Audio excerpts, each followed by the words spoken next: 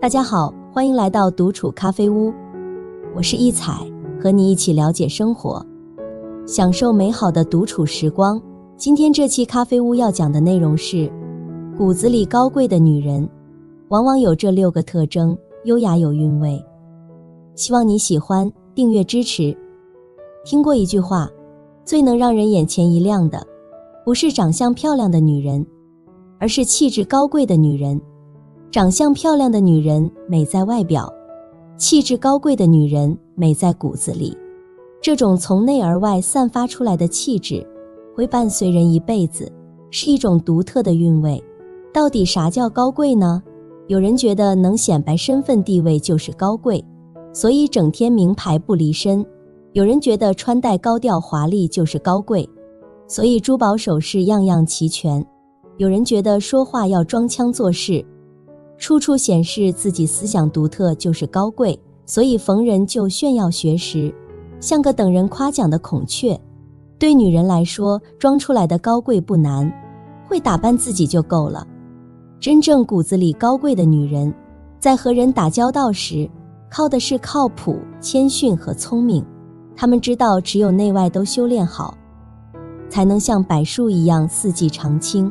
正因为这样，他们不会轻易做下面这6件事。1. 不说得意的话是一种谦逊。卡耐基曾讲，真正的智慧就是会懂得要收起自己的光芒，免得刺到别人，也免得给自己树敌。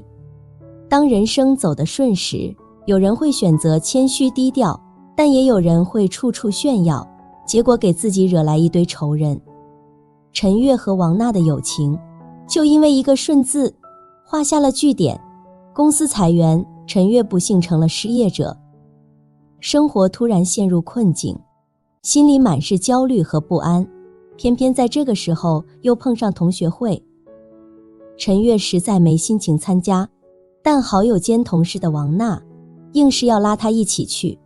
在同学会上，王娜高调地宣布自己又升了职，同时还兴奋地宣布自己找到了真爱。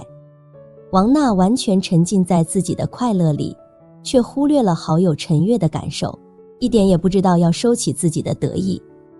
事业爱情两得意的她，在兴奋之下自动包了所有的聚会费用，整个聚会好像变成她一个人的庆功宴。而在大家欢天喜地的时候，陈月却觉得像坐在钉子上一样，觉得自己受到了很大的羞辱，于是她悄悄地离开了。从此陈月再也不愿意和王娜来往了。有些人啊，越是顺的时候，就越爱炫耀自己的顺，他们却忘了，也许这时有人正处在逆境。在日常生活中，不少人爱把自己的成就挂在嘴上，以为这样会得到别人的敬佩和欣赏，但事实上，很少有人愿意听这些得意之事，这样只会让两人愈来愈疏远。不懂得要低调，过度炫耀，不只会在不经意间失去人生中的一些重要东西，甚至还会引起别人的嫉妒，为自己惹来麻烦。人生的路起起伏伏，变量很多，很难预料。谦虚的女人会懂，当自己站在人生的高峰时，要保持低调，收起得意。虽然不张扬，但这样才显示出真正的智慧。2. 不说浮夸的话是一种靠谱。你生活中是不是常碰到这样一类人？有些网红为了吸引消费者，总爱把产品讲得天花乱坠；有些同事为了升官发财，小事一件也能讲成大工程；有些人为了想在朋友面前炫耀，还会吹嘘自己的钱财跟地位。长期在这种环境下，一不小心，我们就容易陷入夸张谎言的漩涡，唯有时时保持清醒，才能从中解脱。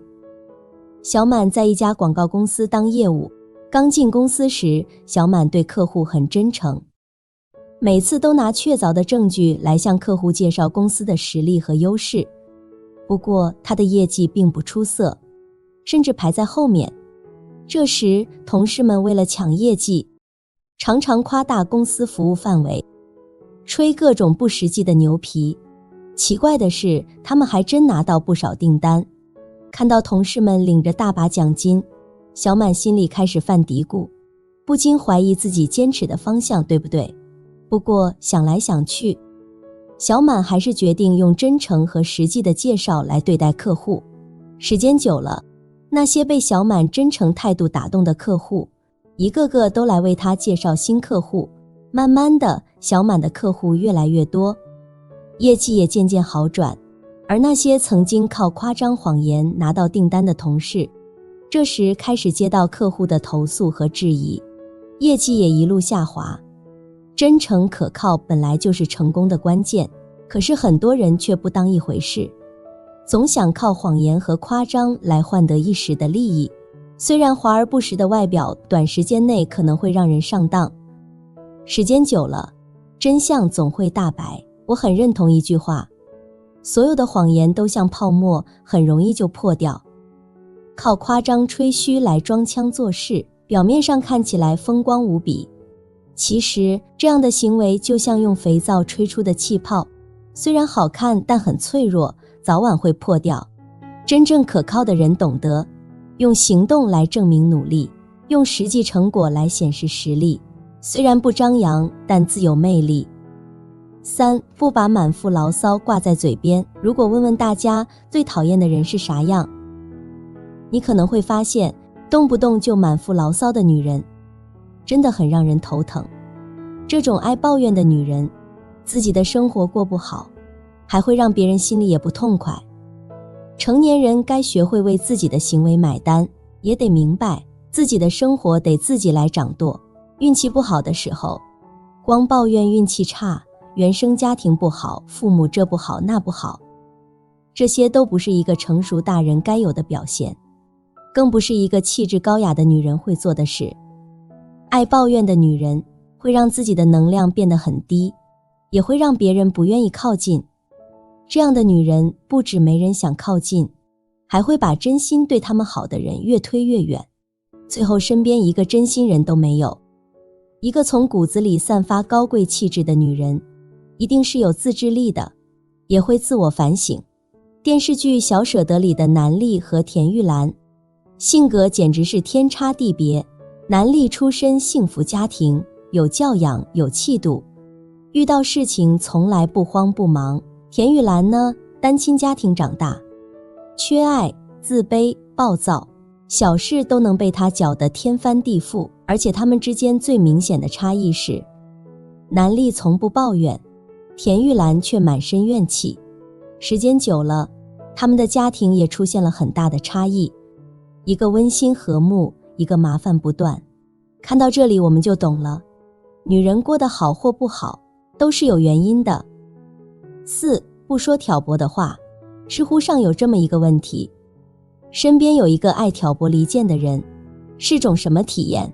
一个高赞回答说，无论大圈子小圈子，正因为这样的人存在，人和人之间才会有误会、隔阂与是非。不过坏话说多了，迟早会搬起石头砸自己的脚。看知否知否应是绿肥红瘦时，对爱挑拨离间的康一母印象颇深。从头到尾，康一母不断地进行各种挑拨之事，处处给明兰制造麻烦。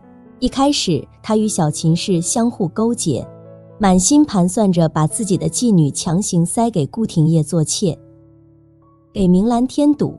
等到明兰回娘家，他又跑去给明兰的父亲告状，指责明兰仗着侯爵夫人的身份回娘家摆架子，让明兰在自己家中都不痛快。后来他更是变本加厉，直接教唆自己的亲妹妹王大娘子给婆母下毒。事发之后他毫无悔意，最终自食恶果，落得个惨死的下场。康一母的眼里容不下别人过得比他好，但凡看到有人日子过得顺遂，他便要去挑拨一番，非要让别人的日子过得不安宁。搬弄是非之人注定深陷是非之中。人非孤岛，但凡人群聚集的地方，便会有人像康一母一样肆意挑拨离间。比如在工作中，总有一些人表面对他人友好，背后却在领导和同事间互相挑拨，处处算计。生活中也有些人看似热情，对人关怀备至，实则处处添油加醋，看着别人矛盾加深，自己却在一旁看笑话。甚至有网友说戏称自己天天生活在后宫大戏之中，处处充满勾心斗角、尔虞我诈。不过爱挑拨离间之人，他的话就像面朝天空吐唾沫，看似一时痛快，却不知最终必将落在自己脸上。这些聪明的女人早已明白，很多关系维持表面过得去即可，无需过度执着，遇见挑拨离间者，速速远离为上。海明威曾说，我们花了2年时间学会说话，却要花上60年来学会闭嘴。深以为然，一生之中，倘若我们期望回首过往时，自己前行、后退或驻足的每一个脚印，都能成为动人的诗篇，那么我们需向高贵的女人学习，给自己的嘴巴加上锁，说话之前充分考虑3分钟，以免因言语不当破坏了人生的诗意画卷。5. 不会把爱情看作生命里最重要的事情。电视剧《欢乐颂》里头，安迪对姐妹讲的一句话，想让她清醒点，只有笨女人才会把爱情当唯一。确实如此，真正从骨子里头就显得高贵的女人，从来不会把爱情当成人生最要紧的事。有智慧的女人会想着怎样去拓垦自己生命的宽度跟深度，不会只困在爱情里，痴痴缠着一个男人。生活是一片好大好大的天地，值得去试试看的事情实在太多太多。爱情就像是你走在路上一定会看到的一个指示牌，它告诉你生活已经走到该体验爱情这一站了。但这不代表你已经走完了全程，你可以牵着爱情的手继续往前走，再去体验更多好玩的东西。要是这份感情给你的是不好的感觉，也可以大方的放掉，路过它，不用回头看，也不会因为这段感情的失败就对未来生活失去希望。人生讲短不短，每一天的每一分每一秒都是真真切切的过，所以才更要学会珍惜，趁着大好时光多去历练。人生讲长也不长，30岁以后的人生得按年来算，一眨眼又是1年过去。所以不要一直绷着一个男人爱不爱自己，把爱情看得比什么都重，不然走过这段路之后再回头想想，会觉得自己的人生很不划算。6. 不会放弃自己的事业。很多女人婚后的惨况，往往从放弃工作的那一刻起就埋下了伏笔。女人该有一份工作，属于自己的事业，哪怕它再简单平凡，不能算是什么大事业，但只要每月薪水准时进账，就是女人活出自我的底气，是保持自我的力量。丽丽读了大学，但毕业后并没有像同学们一样忙着找工作，而是先结婚，完成了人生大事。婚后的丽丽也毫无危机意识，尽情享受老公的疼爱。婚后1年，她在朋友圈发文，每天的生活无聊得发慌，好心的朋友会劝她找份工作，让生活充实点，但她觉得工作太累，钱又太少，不划算。这样又过了半年，丽丽又在朋友圈发文，想离婚，问过之后才知道，结果不出所料，她整天无所事事，老公工作越来越忙，两人能在一起的时间越来越少，共同话题也越来越少，这让她对婚姻失去了信心。女人无论结婚与否，都不该有依附男人过一辈子的念头，应该让自己成为一棵枝繁叶茂的大树，这样身边人才会珍惜你，你也才有选择喜欢的生活方式的自由。一个真正高贵的女人，一定是懂得爱自己，把生活放在第一位的女人，而不是满眼只有情爱的女人。高贵不是穿着多华丽的衣服，参加多盛大的宴会，而是从一个人骨子里散发出来的优雅与从容。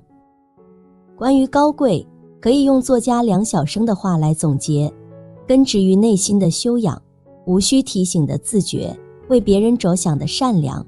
根植于内心的修养，修养就是一个人长年累月心里头的积累，它会从一个人的言行举止中流露出来。古人常用君子来称誉那些有修养的人，讲的就是有匪君子，如切如磋，如琢如磨，就像玉一样温润，又有文采，又有修养。一个人的尊贵，从来就不是看他有多少钱，或是站得多高，而是要看他心里头的修养，还有从容的举止。像著名的教育家叶圣陶先生，他就曾经这样跟自己的孩子讲，有位父亲叫孩子递笔给他，结果孩子随手一递，笔头就对着父亲的手。陶行知先生就拿这个例子来教导孩子们，说修养就是从这些小细节中看出来的，一个人的修养就藏在这些微不足道的地方。真正的高贵，要看一个人的风度和气质，那是他胸襟和思想境界的表现。当然啦，这有可能是天生的，但更多是后天养成的，它不是短时间内就能达成的，也不是在哪一个地方就能完成的。这种教养可能是蹲下来帮爸妈洗脚，可能是对上级不巴结，对下属不苛刻，也可能是举止得体，与人为善等等。一个值得我们尊敬的人，他的修养就是这些点点滴滴，无需提醒的自觉。真正高贵的人，他的教养已经融入了日常生活，就算没有人提醒，他也会自动自觉去做。北宋时候的大文豪晏殊，14岁就被叫做神童，参加科举考试时，最后一关的题目竟然是他以前写过的，而且还得到过好多名师的指点。这场考试要是过了，他就能一步登天，前途无量。但他却主动跟考官讲，要求换题，因为他之前练习过。皇帝听说以后，就给他换了个更难的题目，结果他写的文章又好又切题，畅通无阻。皇帝不光夸他写得好，对他的人品也赞不绝口。后来晏殊还当上了宰相。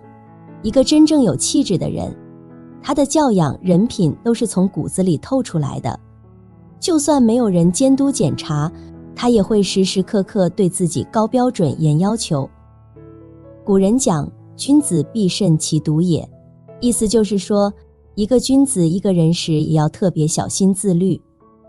慎独是对生命价值的深思，是对灵魂纯净的自我要求。慎独是对我们自己的提醒。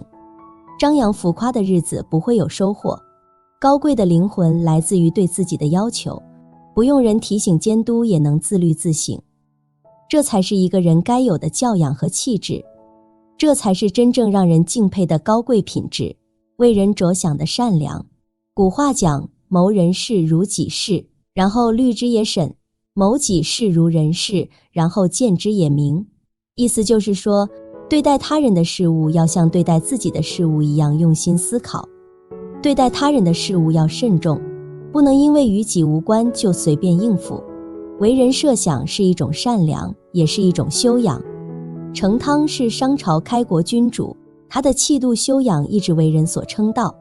他善于为人设想，即使是飞禽走兽，他也都能为其考虑。他见猎人捕猎，心中不忍，便让猎人网除3面，只留下1面，并说只有命该绝的，入我网中吧。成汤对世界上的生命都有爱惜之情，不仅止于人类自身，而是推己及人，关心到每一个鲜活的生命，对每一个生命都有仁爱之心。为人设想的善良就体现在日常生活中。这个道理很多人都懂，但能做到的却是寥寥无几。很多时候我们总是习惯站在自己的立场上考虑问题，而忽略了别人。我们开车时讨厌路上的行人，我们走路时又讨厌开车的人。我们当员工觉得老板只追求利益，我们当老板又觉得员工没什么责任心。总是站在自己的位置上考虑问题，一切的人和事都不怎么顺心。若是换个角度，你会发现生活也有意想不到的惊喜。人性的弱点中说，只为自己设想的人是无药可救的，他们是没有教养的人。无论受过什么教育，懂得为他人设想，就像是在心里装了一个春天，无论走到哪里，别人都会觉得清风拂面，很有暖意。所谓高贵与阶层无关，与财富无关，它更多的是对于万事万物悲悯的情怀，对于人事有同理心的态度。它是根植于内心的修养，是无需提醒的自觉，也是为别人设想的善良。它并不由外表彰显，也不通过所谓的文化和受教育程度来体现，它体现在生活的方方面面，透过细节来折射出人性的闪光与晦暗。它既深入骨髓，又融于血液，它既是气质，也是格局。好了，这期咖啡屋到此就分享完了。如果内容对你有帮助，麻烦你订阅和分享给身边的朋友。欢迎留言和投稿，在咖啡屋与我们一起学习别人的最好，遇见更好的自己。我们下期节目见。